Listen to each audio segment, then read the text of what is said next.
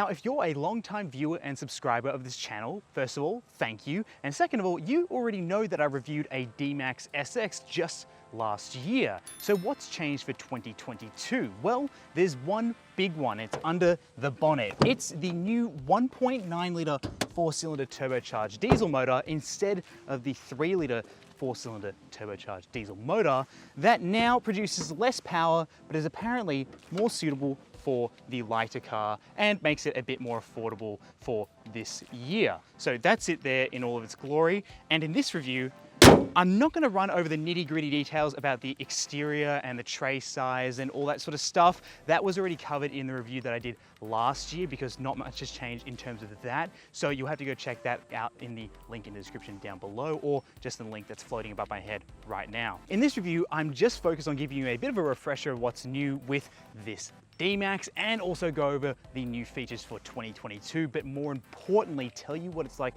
to drive with this motor, which is new to the Australian market. And so with all that said, my name's Cameron, this is Product Review Cars, let's get into it.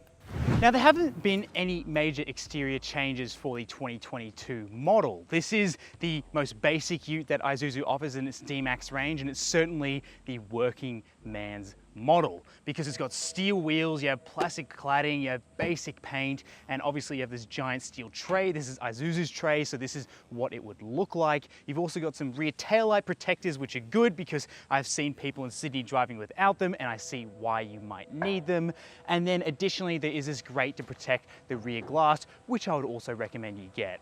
Now, some other things to note, there are mud flaps on this car, and you've also got a nice sort of sculpted bumper, which makes it easy to step in and out of the car, although there is a massive overhang on this tray, so that becomes a bit redundant. There is a tow ball here, which apparently this motor can still tow up to 3 ton, which is quite impressive. And also the payload on this car is meant to be 1.4 tons. So look, I would love to find 1.4 tons somewhere, but we're just gonna have to take Isuzu's word for it for now because 1.4 ton is a little bit hard to get when you're not in America. But all in all, I'm a fan of the styling of this ute. But on the inside, I was actually a bit more impressed.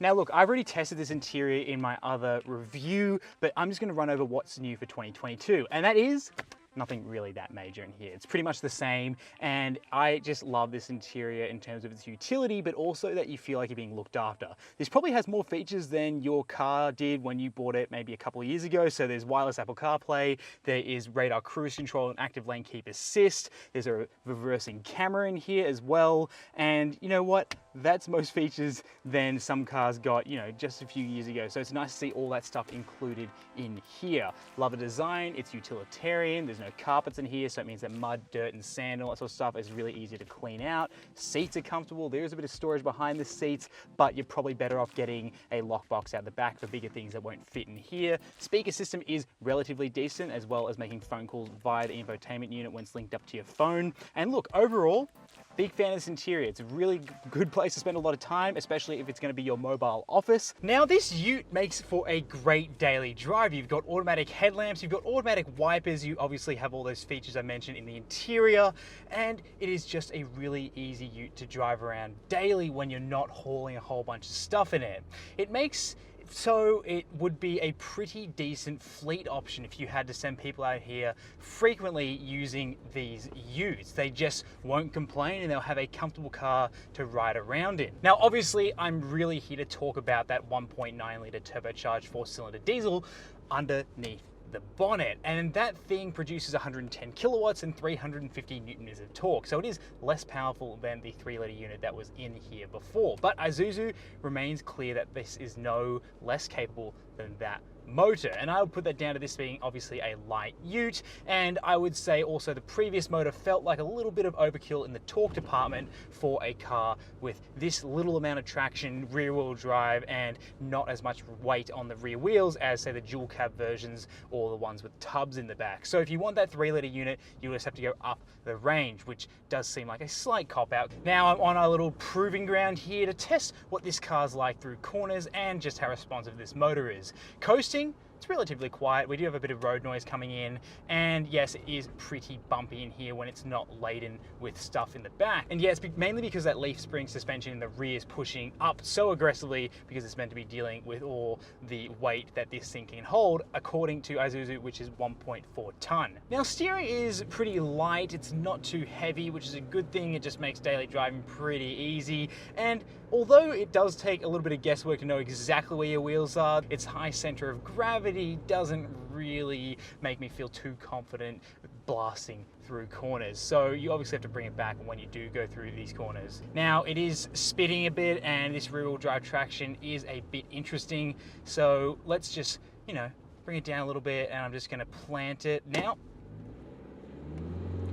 And this is what I love about the automatic more than the manual. I found the manual to be good to drive, and it was really easy to use, and it really wasn't much of an effort to operate. But the automatic does a better job of mitigating that torque to the rear wheels. And so it just means you don't get that awful spinning and burnout sensation that you'd normally get with these rear-wheel drive utes. I've only had it happen on one occasion, and I will admit I was giving it probably a little bit more power than I should have, but compared to the manual and the more torque from that 3-litre motor, this is far more manageable in the wet, and it just makes me feel a little bit more confidence inspired to be able to drive this car through the wet when the other car really was just a little bit too slippery for my liking. Now, these driving aids here, we can set our cruise control now, and then we can also set our steering assist, which is really nice and easy to operate, and you can basically turn that on and off with the push of a button, and away you go. So the car is really good at doing radar cruise control smoothly, which I was really appreciative of.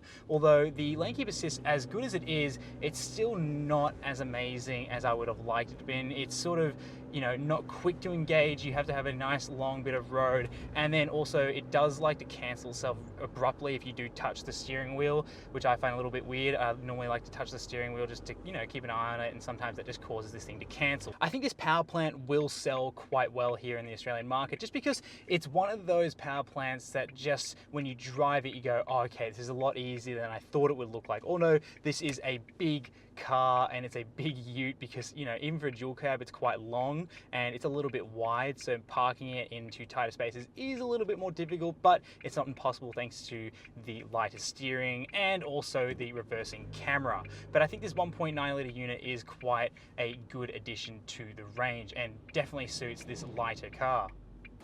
Now look, I'm a fan of this motor. I think it suits this car far better than the old 3-litre did, but the elephant in the room is that you are down on power. So I would like to know if that is a big deal breaker for you. Please let me know in the comments down below. So if you're a bit on the fence about needing a 3-litre compared to the 1.9, I definitely go out and test drive one, because you'll see what I'm talking about when I think this engine is better suited for this car.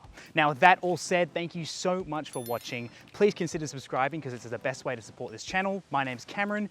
This is Product Review Cars, and I'll see you in the next one.